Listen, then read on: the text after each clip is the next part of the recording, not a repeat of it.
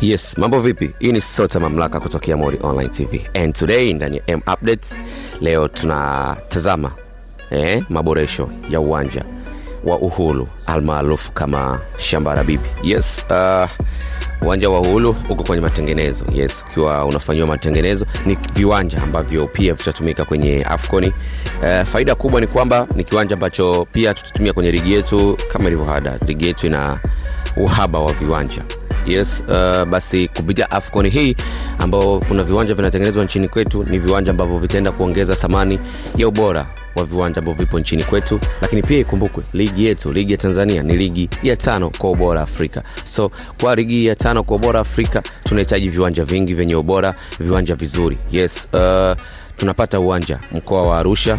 Yes, tunapata uwanja mkoa wa Dodoma. Ni viwanja ambavyo hatutadedii kuwa na viwanja Dar peke yake. Hivyo hata mikoani, timu za mikoani pia zitakuwa na uwezo wa kuchagua viwanja. Pia hata timu zetu kubwa, mechi za kimataifa, klabu bingwa, tunaweza tukawa tuna mechi hata 3 kwa siku moja, katumike kiwanja cha Taifa, katumike kiwanja cha Dodoma, katumika pia na kiwanja cha Arusha. Kumbuke kwamba pia ligi yetu kwa sasa inapeleka timu 4 kimataifa. Basi ubora wa viwanja ambao unaendelea kufanywa kazi unafanya ligi yetu itakuja kuwa bora. Pia niipongeze serikali kwa namna moja au nyingine, kwa sababu viwanja vimekuwa vikikimbia mno kwa ajili ya hii AFCON ambayo itakuja. Pia ukumbuke AFCON ikija nchini kwetu itatangaza vivutio vyetu pamoja na kuitangaza nchi yetu na kuipa heshima kwa namna moja nyingine, pia na kuonyesha vipaji vya nchi yetu. Basi hii ni M Updates kutoka hapa Mori Online TV. Cha muhimu sasa, usisahau kusubscribe, kulike na comment, pia usisahau kunifollow mimi kama Aaron Fight.